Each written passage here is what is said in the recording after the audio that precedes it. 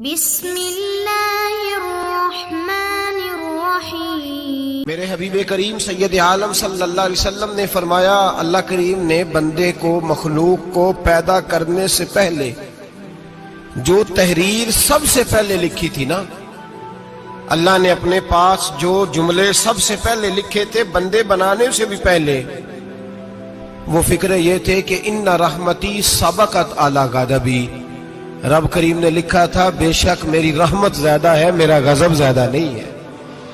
اس نے لکھا تھا کہ میری رحمت ہمیشہ میرے غضب پر غالب رہے گی، غلبہ رحمت کا ہے۔ سنیں، بڑی پیاری حدیث، بڑی خوبصورت حدیث، کنز المال میں دیگر کتب احادیث میں ہے۔ حضرت ابو ہریرہ رضی اللہ تعالیٰ عنہ فرماتے ایک بابا جی نبی پاک کی بارگاہ میں آئے، اور جب وہ واپس جانے لگے تو میں نے عمر پوچھی تو عمر تھی 96 سال۔ کہتے ہیں بزرگ جب آئے نا تو یہ بھویں جو ہے نا ان کی سفید ہو کے تو یوں آنکھوں پہ آ گئی۔ بڑی چھڑی بابا جی نے پکڑی ہوئی اور دونوں ہاتھ پکڑ کے نا چھڑی کے اوپر جھکے ہوئے ہیں ایک جانب، قربان جاؤں۔ کہتے ہیں جب وہ بزرگ مسجد میں داخل ہوئے تو میرے رسول نے کھڑے ہو کے استقبال فرمایا، کھڑے ہو، اور نبی کریم صلی اللہ علیہ وسلم نے آگے بڑھ کے بابا جی کو بازو سے پکڑا اور بٹھایا۔ حضور بیٹھ گئے، کہا بزرگوں کیسے آئے ہو؟ تو کہتے ہیں وہ بابا جی بات کرتے تو آنکھ کھول کے پہلے حضور کا چہرہ دیکھتے، پھر وہ بات کرتے تو ان کے لب و لہجے کے اندر بڑی پریشانی، بڑی تکلیف، بڑی مایوسی۔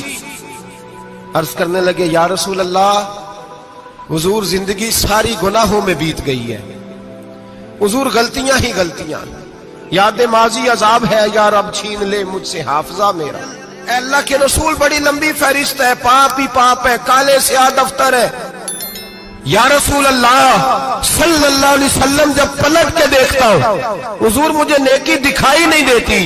حضور اس عمر میں آپ کا ایک صحابی ملا ہے، اس نے بات سمجھائی ہے تو تھوڑا خیال آیا ہے، لیکن یا رسول اللہ صلی اللہ علیہ وسلم اب میرا وجود بیکار ہو گیا ہے، حضور بوڑھا ہو گیا ہوں۔ تین باتیں کہیں بزرگوں نے اور نرالی کہیں، کہنے لگے یا رسول اللہ صلی اللہ علیہ وسلم، حضور اب تو میری کمر بھی سیدھی نہیں ہوتی کہ میں نماز ہی صحیح ادا کر سکوں، بوڑھا ہو گیا ہوں۔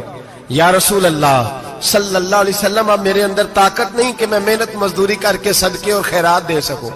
یا رسول اللہ صلی اللہ علیہ وسلم اب میں تلوار لے کے جہاد بھی نہیں کر سکتا، حضور نہ میں لمبی نمازیں پڑھ سکتا ہوں، آقا نہ میں صدقات و خیرات دے سکتا ہوں، محبوبہ نہ میں دین کے لیے کوئی جہاد کر سکتا ہوں۔ بیکار وجود ہے، بیکار بیکار وجود کو تو گھر والے برداشت نہیں کرتے، بچے دعا کرتے ہیں یا اللہ ابا جی کو پردہ دے دے، اماں کو پردہ دے دے، بیکار ہو گیا ہوں اور آج آیا ہوں تو مجھ بیکار کو میرا رب قبول کر لے گا؟ آج کلمہ پڑھوں تو بیکار ہوں، کسی کام کا نہیں، نہ نماز نہ صدقات نہ جہاد، قبول کر لے گا؟ حضرت ابو ہریرہ فرماتے ہیں جیسے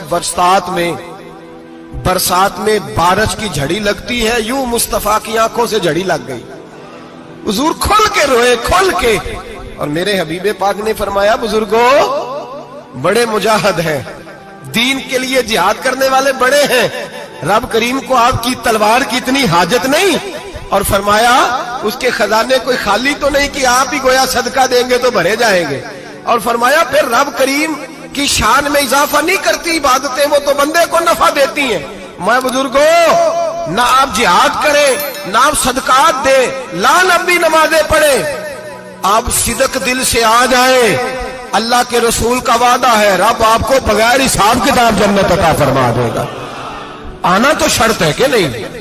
آئیں تو صحیح، نہ پہنچے تو صحیح، آ گئے، اس کو نہیں عادت صدقات و خیرات کی، جہاد کی، تبلیغ، آئے تو صحیح نا۔ ان العبد اذا اعترف ثم تاب تاب اللہ علیہ۔ میرے حبیب نے فرمایا بندہ جب رو کے کہتا ہے نا یا اللہ غلطی ہو گئی معاف کر دے، فرمایا میرا مالک اسے فوراً ہی معاف فرما دیتا ہے۔ تو آ تو صحیح، تو آتا ہی نہیں، تو آ ہی نہیں رہا، تو گھر میں بیٹھا ہوا ہے، تو سویا ہوا ہے، تو دکانداری کر رہا ہے، تو پیسے گن رہا ہے، تو آیا ہی نہیں، آ تو صحیح۔ بلکہ میرے نبی پاک فرماتے ہیں جب اللہ پاک کا بھاگا ہوا غلام آتا ہے پھر تو اللہ زیادہ راضی ہوتا ہے، پھر تو اللہ زیادہ راضی ہوتا ہے، زیادہ راضی ہوتا ہے۔ تو آ تو صحیح، پہنچ تو صحیح۔